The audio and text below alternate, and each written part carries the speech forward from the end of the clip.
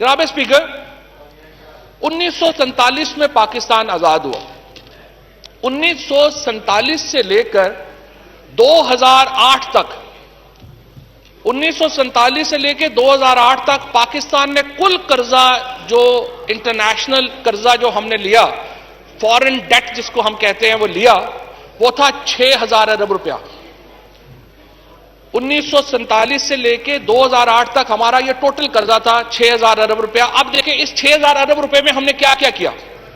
ہم نے اسلام آباد کا شہر بنا لیا، ہم نے گوادر خرید کے اس کو ایک پوری نئی مارکیٹ بنا دی، ہم نے دنیا کی 5ویں سب سے بڑی فوج کھڑی کر دی، ہم نے نیوی بیسز بنا دی، and to be fair with ہم نے موٹر ویز بھی بنا لی، ہم نے پاکستان کا انفراسٹرکچر کھڑا کر لیا۔ یہ پاکستان نے کیا 1947 سے 2008 تک 6,000 ارب روپے میں۔ اب جناب اسپیکر 2008 آتا ہے اور ڈیکیڈ آف ڈارکنیس کے پہلے زار آصف زرداری صاحب پاکستان کے اوپر آتے ہیں اور اچانک ہمارا قرضہ جو 6,000 ارب روپے تھا وہ بڑھنا شروع ہو جاتا۔ اور جب اب ہمارے اوورسیز پاکستانی جو یہاں پہ کہتے ہیں کہ اوورسیز پاکستانیوں کو ووٹ کا حق ہی نہیں دینا چاہیے، نواز شریف اور ان کی فیملی جب 2018 میں پاکستان کی جان چھوڑتی ہے تو ان 10 سالوں میں پاکستان کا قرضہ بڑھ کر ہو جاتا ہے 26,000 ارب روپے۔ اب اندازہ لگائیے، شیم خاقان عباسی صاحب نے بھی کہہ دیا ہے کیونکہ وہ سمجھتے ہیں، خاقان عباسی صاحب ہوں، مفتاح اسماعیل ہوں، جو لوگ اکانومی کو سمجھتے ہیں، انہوں نے پہلے اسحاق ڈار اور کمپنی کی مذمت کی تھی کہ جس طرح انہوں نے معیشت چلائی، اور درست طور کے اوپر میں تو ہمیشہ ان سے ایگری کرتا ہوں کہ انہوں نے جس طرح سے بیڑا غرق کیا اکانومی کا۔ جناب اسپیکر، 1947 سے 2008 کل قرضہ 6,000 ارب روپیہ، 2008 سے 2018 قرضہ بڑھ کر چلا گیا 26,000 ارب روپیہ۔ کیمرہ مین ظفر صاحب پلیز باتیں چھوڑ دیں، آپ تقریر سنیں جی۔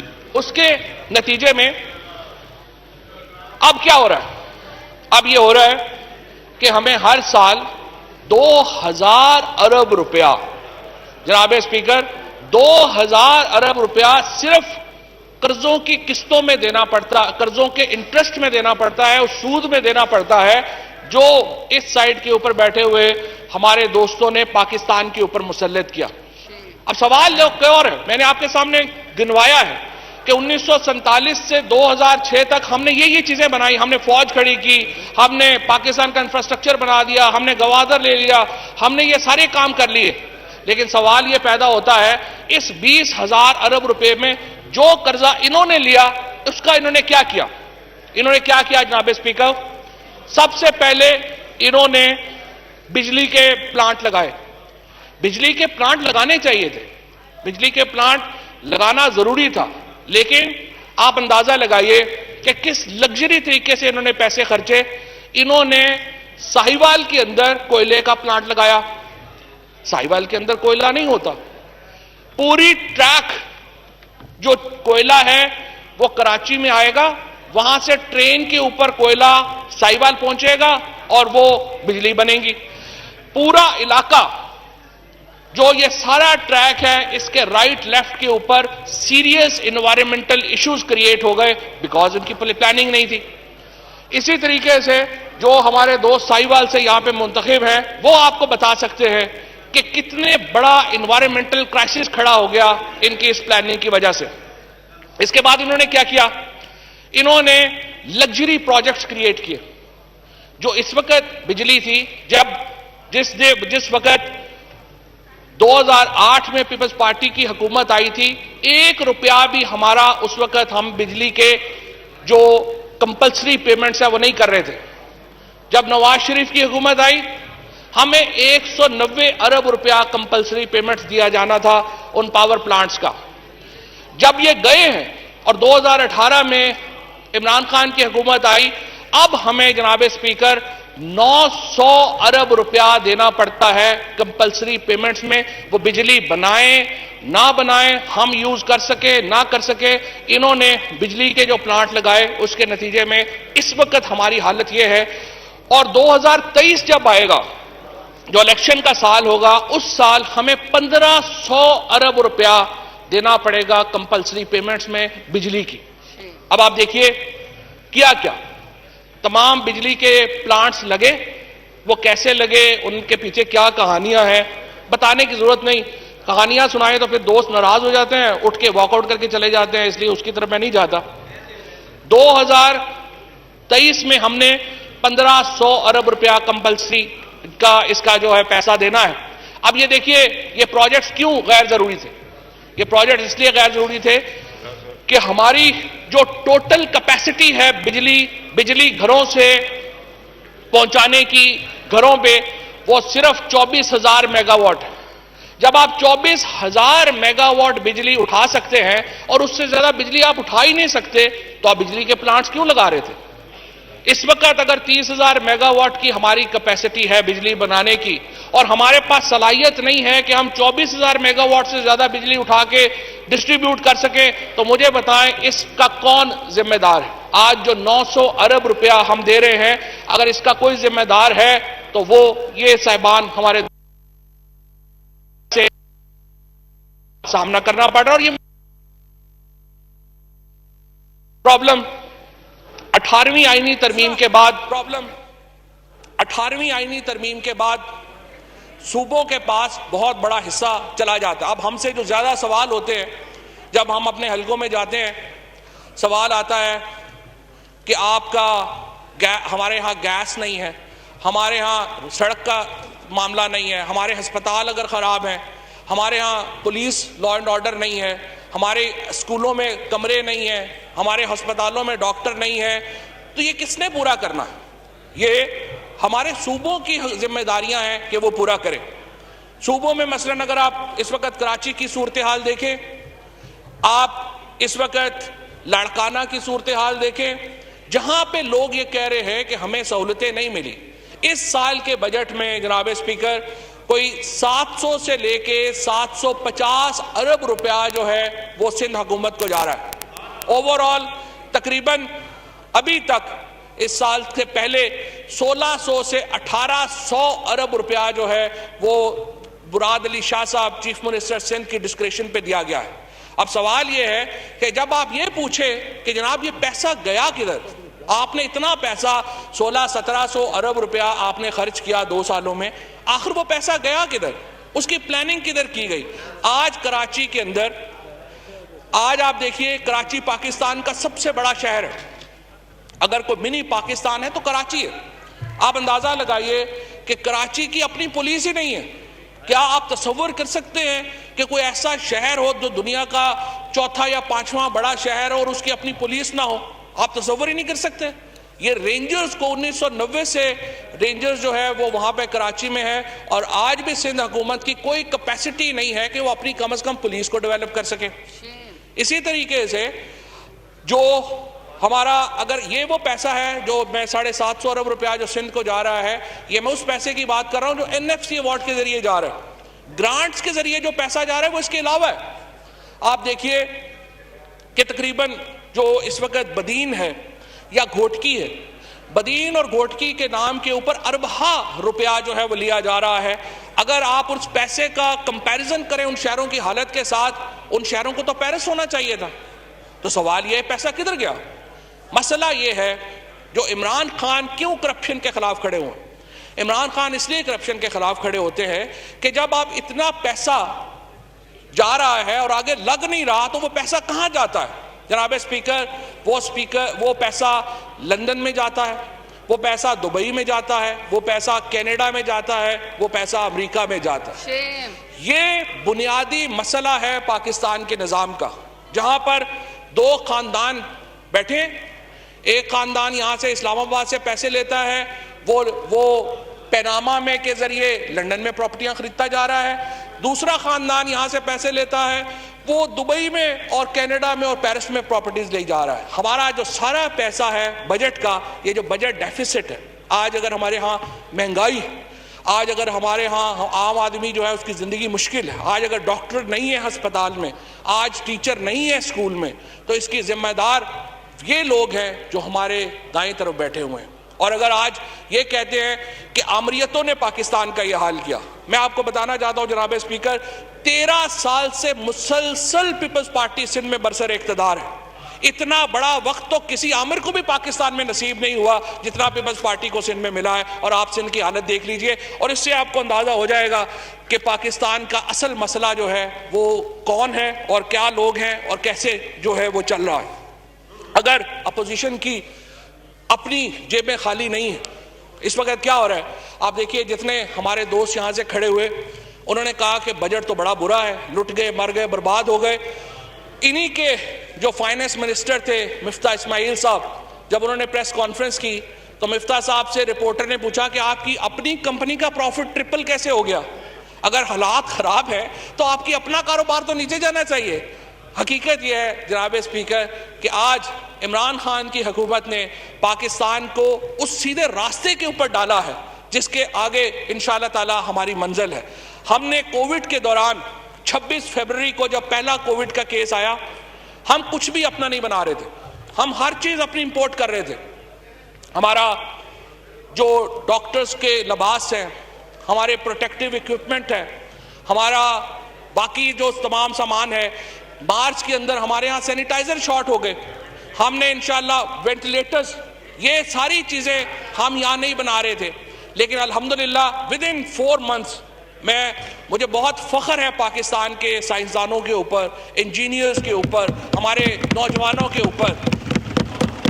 5 مہینوں کے اندر جناب اسپیکر ہمارے جو یہ ہمارے انجینئرز ہیں، ہمارے سائنسدان ہیں، ہماری یونیورسٹیز ہیں، آج پاکستان الحمدللہ کووڈ میٹیریل کا سب سے بڑا ایکسپورٹر ہے اس ریجن کا. یہ ممکن نہیں تھا اس قیادت کے بغیر جو کہ عمران خان نے ہمیں دی. اپوزیشن کی لمبی لمبی تقریروں سے ہمیں فرق نہیں پڑتا، ان کی بسیار گوئی سے خود جو ہے وہ عوام بھی تنگ ہیں، اور اس سے جتنی تقریریں یہ کرتے ہیں اس سے عمران خان سے لوگوں کی وابستگی اور بڑھتی ہے، عمران خان سے لوگوں کا عشق اور بڑھتا ہے. اور اگر پاکستان میں اس وقت کوئی امید ہے تو وہ عمران خان ہے. ہم اسی لیے وجہ ہے کہ جو ملک کی معاشی ترقی کی رفتار تیز ہو رہی ہے، اپوزیشن کی رفتار آہستہ آہستہ ہوتے ہیں بالکل بریک ہی لگ گئی ہے. ابھی تو سمجھ نہیں آ رہی اپوزیشن کو کہ ان کا لیڈر کون ہے. ان کو کبھی فضل الرحمان صاحب کے پاس جا رہے ہوتے ہیں، کبھی شہباز شریف صاحب کے پاس جا رہے ہیں، شہباز شریف کہاں سے نکلتے ہیں ہمیں نہیں پتا، وہ کہاں سے ہدایات لے رہے ہوتے ہیں. اسی لیے اپوزیشن کی ہم نے دیکھا کہ اس وقت ان کی نہ کوئی لیڈرشپ ہے، نہ ہی ان کی کوئی سیاست ہے، اور ایک بکھرا ہوا گروہ ہے جس کو ہم اپوزیشن کہہ رہے ہیں. آج تک ہم کیا بات کر رہے ہیں؟ ان تمام باتوں کے باوجود ہم نے یہ عمران خان نے یہ بات کہی، ہم اپوزیشن کے ساتھ بڑے مسائل پر بیٹھنا چاہتے ہیں، ہم بات کرنا چاہتے ہیں. ہم نے کیا کہا؟ ہم نے کہا الیکٹورل ریفارمز کے اوپر آئیے ہمارے ساتھ بات کیجئے. ہمارے منسٹر فار پارلیمنٹری افیئرز نے اکتوبر لاسٹ ایئر ہم نے اپنا بل پیش کیا، اس میں 49 ترامیم ہم نے دی. ہم نے کہا جناب بات سنیے، ہماری لڑائیاں جھگڑے اپنی جگہ کے اوپر ہیں، بڑے معاملات کے اوپر بیٹھتے ہیں. بڑا معاملہ سب سے بڑا یہ ہے کہ ہمارے اور آپ کے درمیان پاکستان کے عوام میں عمران خان وہ آدمی ہے جو اپنے کرکٹ کے عروج میں نیوٹرل امپائر لے کے آیا، اور وہی عمران خان آپ کو یہ دعوت دے رہا ہے کہ آئیے، بجائے اس کے کہ ہم ایک دوسرے کو کہتے پھرے کہ یہ الیکشن صحیح نہیں ہوا، یہ الیکشن صحیح نہیں ہوا، آئیے بیٹھیے الیکٹورل ریفارمز کے اوپر بات کیجئے. لیکن لگتا یوں ہے کہ اس وقت اپوزیشن کو چونکہ یقین ہے کہ اگلے الیکشن میں ان کی کوئی، دیکھیے الیکشن میں 1100-1150 سیٹوں کے اوپر آپ نے کینڈیڈیٹ کھڑے کرنے ہیں. بڑی معذرت کے ساتھ پیپلز پارٹی اور پی ایم ایل این دونوں جو ہیں یہ تو 450-500 سے زیادہ امیدوار کھڑے کرنے کی پوزیشن میں نہیں ہے، کیونکہ ایک بیچاری جو ہے وہ سندھ کی پارٹی بن گئی ہے، دوسری سینٹرل پنجاب کی پارٹی بن گئی ہے، اس کے بعد تو ان کے پاس کینڈیڈیٹ ہی نہیں ہے. لہٰذا ان کو یہ لگ رہا ہے کہ ان کا یہ بیانیہ آنا ضروری ہے کہ اگلا الیکشن جو ہے وہ ریگڈ ہوگا. ابھی سے ایک پلاننگ کے تحت یہ امپریشن دیا جاتا ہے کہ اگلا الیکشن جو ہے وہ ریگڈ ہوگا، کیونکہ نظر آ رہا ہے کہ اگلے 5 سال پھر عمران خان کے انشاءاللہ. اس لیے ابھی سے ایک یہ انہوں نے پلاننگ شروع کر دی ہے، ابھی سے کہنا شروع کر دیا، ابھی الیکشن 2 سال ہے، ابھی سے کہنا شروع کر دیا اگلا الیکشن ریگڈ ہوگا، اگلا الیکشن ریگڈ ہوگا. ہم کہہ رہے ہیں بھائی بجائے اس کے کہ آپ یہ کہیں کہ اگلا الیکشن ریگڈ ہوگا. آئیے ہمارے ساتھ بیٹھیے, بات کریے. ہم چاہتے ہیں الیکشن کو ریفارم کرنا, ہم چاہتے ہیں الیکشن کے نظام کی اصلاحات کرنا. آپ آئیے بیٹھیے. اور دوسری بات, آپ ہمارے ساتھ نہیں بیٹھنا چاہتے, ہمارے منسٹری فار پارلیمنٹری افیئرز نے بل جمع کرایا ہے, ہم 49 ترامیم لے کے آئے ہیں, تجاویز لے کے آئے ہیں. آپ اپنی تجاویز دے دیجئے, آپ ہماری تجاویز نہ مانیں. ہم نے کوئی یہ تو نہیں کہ ہم نے جو لکھ دیا ہے وہ صحیفہ ہے, ہم سے بہتر تجاویز لے آئیے. ہم کیا کہہ رہے ہیں؟ ہم کہہ رہے ہیں الیکٹرانک ووٹنگ مشین لانی چاہیے. ہم کیوں کہہ رہے ہیں؟ کیونکہ سارا جو جھگڑا ہے وہ شروع ہوتا ہے جب آپ کا الیکشن 5 بجے ختم ہوتا ہے اور صبح رزلٹ نہیں آتا صبح تک. ہم کہہ رہے ہیں کہ اس کے لیے ہم الیکٹرانک ووٹنگ مشین, آئیے اس کے اوپر بیٹھیں, اس کو دیکھیں, آپ اپروو کریں, ہم الیکٹرانک ووٹنگ مشین لے کے آتے ہیں. ہم الیکشن کمیشن کو اسٹرینتھن کرنا چاہتے ہیں. لیکن اپوزیشن کا مسئلہ ہی صرف یہ ہے, اور اس کے علاوہ کوئی اور تجزیہ ممکن نہیں ہے, کہ ان کو نظر آ رہا ہے کہ اگلے 5 سال عمران خان کے ہیں, لہٰذا ابھی سے شروع کر دو کہ دھاندلی ہوئی ہے, دھاندلی ہوئی ہے, دھاندلی ہوئی ہے. لیکن اس کے باوجود اسپیکر صاحب, میں یہ سمجھتا ہوں لوگ ہماری طرف دیکھتے. لوگوں نے ہمیں ایک دوسرے کے اوپر کتابیں پھینکنے کے لیے یہاں نہیں بھیجا ہوا, لوگوں نے ہمیں ایک دوسرے کو گالیاں دینے کے لیے یہاں نہیں بھیجا ہوا, لوگوں نے اپنے مسائل کے حل کے لیے ہمیں یہاں بھیجا ہوا. لہٰذا ہمیں اپنے اختلافات جاری رکھیں. کوئی بالکل صحیح بات ہے, جمہوریت یہی ہوتی ہے, ان کا ایک نقطہ نظر ہے, ہمارا دوسرا نقطہ نظر ہے. لیکن اس کے ساتھ ساتھ کچھ بڑے معاملات کے اوپر ہمیں ضرورت ہے مل بیٹھنے کی بھی. مثال کے طور کے اوپر اپوزیشن لیڈر نے اپنی تقریر میں کہا کہ ہمیں بیٹھنا چاہیے. اپوزیشن لیڈر کی بات بالکل صحیح ہے, اور میں سمجھتا ہوں انہوں نے تیسری دفعہ یہ بات کی. لیکن مسئلہ کہاں پہ آ رہا ہے؟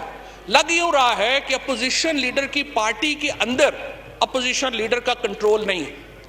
وہ یہاں پہ کہتے ہیں کہ ہمیں بات کرنی چاہیے, وہ چاہتے ہیں کہ ہمیں بیٹھنا چاہیے, لیکن جب اسپیکر صاحب, جب آپ نے انہیں لیٹر لکھا اور کہا کہ آئیے فوکل گروپ بنائیے اور ہم سے بات چیت کریے, ان کی طرف سے جواب نہیں آیا. جب آپ ان سے کہتے ہیں کہ آئیے جوڈیشل جو ریفارمز ہیں ان کے اوپر بیٹھے بات کریں, جواب نہیں آتا. اسمبلی میں وہ تقریر کرتے ہیں, لیکن لگ یوں رہا ہے کہ پی ایم ایل این کے اندر لیڈر آف دی اپوزیشن تو شہباز شریف ہیں, لیکن فیصلے جو ہیں وہ کوئی اور کرتا ہے. یہ پہلے آپس میں بیٹھیں بجائے اس کے کہ ہمارا یہاں پہ ایوان کے اندر اور ساری قوم کا وقت ضائع کریں. پہلی میری ریکویسٹ ہوگی کہ آپ لوگ آپس میں بیٹھیں اور فیصلہ کریں کہ آپ کی پارٹی میں فیصلے کس نے کرنے ہیں, اور پھر جس نے فیصلہ کرنا ہے اس کو ہمارے ساتھ بٹھائیے.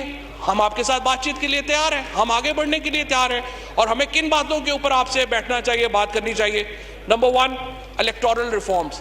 سب سے امپورٹنٹ ہے کہ اس ملک میں الیکٹورل ریفارمز آئیں, اور اگر آپ کو ہمارے ریفارمز پسند نہیں, آپ اپنے ریفارمز دیں, ہم ان کے اوپر بات چیت کریں گے. Number 2, judicial reforms. پاکستان میں عدالتی نظام میں بہت خامیاں ہیں. ہمیں کوئی شبہ ہی نہیں ہونا چاہیے کہ ہمارے عدالتی نظام سے لوگ مطمئن نہیں ہیں, نظام انصاف سے لوگ مطمئن نہیں ہیں.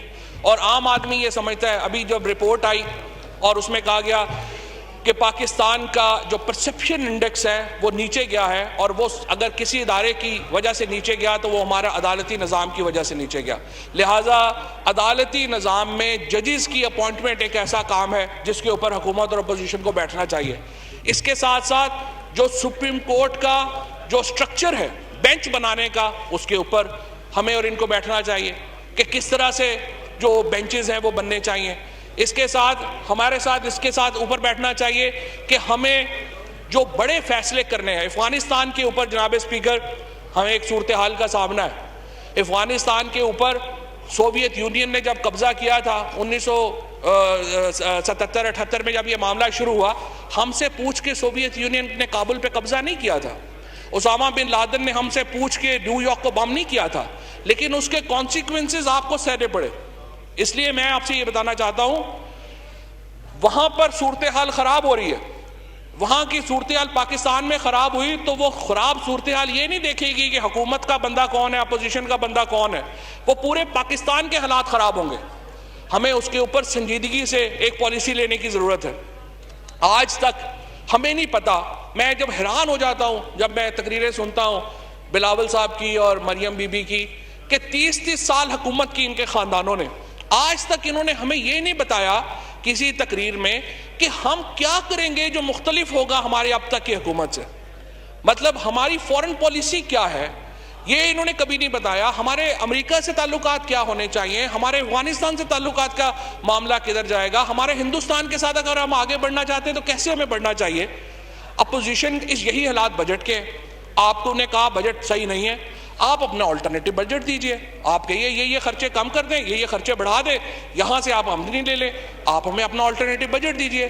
کوئی سیریس ڈیبیٹ ابھی تک اپوزیشن کی طرف سے بجٹ کے اوپر نہیں آئی, اور اس لیے نہیں آئی کہ پڑھنا ہی نہیں ہے. ہم نے صرف یہاں پہ آنا ہے اور روایتی سیاسی باتیں کر کے اللہ اللہ خیر صلی اللہ, اور یہ غلط فہمی ہے کہ عمران خان کی ذات کو آپ نشانہ بنائیں گے تو اس سے آپ کی پاپولیرٹی بڑھے گی. حقیقت یہ ہے کہ عمران خان کی ذات کو آپ جتنا نشانہ بنائیں گے اتنا ہی عمران خان پاپولر ہوگا, اتنا ہی عمران خان اوپر جائے گا, ان کو فرق نہیں پڑتا. میں اپوزیشن سے یہ کہنا چاہوں گا کہ آپ حکومت کے اوپر تنقید آپ کا حق ہے, آپ ضرور تنقید کیجئے, لیکن کچھ پازیٹیو کنٹریبیوشن بھی کیجئے پاکستان کے نظام میں. آپ اپنی تجاویز لے کر کے آئیں, ہم اس کے اوپر کنسیڈریشن کے لیے تیار ہیں. لیکن اس وقت جو ماحول بنا ہے, میں سمجھتا ہوں پچھلے دنوں سے جس قسم کا ماحول رہا, اور بڑی آپ کے آفس کی بڑی کنٹریبیوشن ہے کہ وہ ماحول جو ہے وہ واپس آیا, اور ہم یہاں پہ کم از کم کچھ بات کرنے کی پوزیشن میں ہوئے. ہاؤس سے یہ پیغام جانا پاکستان کے لوگوں کو کہ پاکستان کے لوگوں کے مسائل یہاں پر ڈسکس ہوتے ہیں, پاکستان کے لوگوں کے مسائل کے حل یہاں کے ان کے نمائندے دیتے ہیں. یہ دیکھیے ہمارے لیے بہت بڑا اعزاز ہے جناب اسپیکر, 22 کروڑ لوگوں کا ملک ہے پاکستان, دنیا کی 5ویں بڑی ریاست ہے. ہم 7 ان ملکوں میں ہیں جو ایٹمی طاقت ہے, اور ہم صرف 342 لوگ ہیں جو 22 کروڑ لوگوں کی یہاں پہ نمائندگی کر رہے ہیں. یہ ہم سب کے لیے ایک بہت بڑے اعزاز کی بات ہے. ہمیں اس کو کبھی بھی پس پشت نہیں ڈالنا چاہیے, ہمیں اپنی ذمہ داریوں کا احساس کرنا چاہیے, اور ہمیں وہ کام کرنے چاہیے جس سے ہمارا عام آدمی کو لگے کہ یہاں پر جو بات ہو رہی ہے, یہاں پہ جو گفتگو ہو رہی ہے, اس میں ان کا حصہ ہے. جب اس اجلاس کی پروسیڈنگز ہوتی ہوں تو عام آدمی مڑ کے اس ہاؤس کی طرف دیکھے کہ یہاں پر ہماری بات ہو رہی ہے. لیکن بدقسمتی سے جس قسم کا ماحول بنتا جاتا ہے, یا جس قسم کا ماحول بنا دیا جاتا ہے, اس سے پھر عام آدمی سوچتا ہے کہ یہاں پہ تو پالیسی کے فیصلے نہیں ہوتے, پالیسی کے فیصلے تو باہر ہوتے ہیں, اور ان میں کیا ضرورت ہے ہمیں اس ہاؤس کے اوپر اپنا وقت ضائع کرنے کی.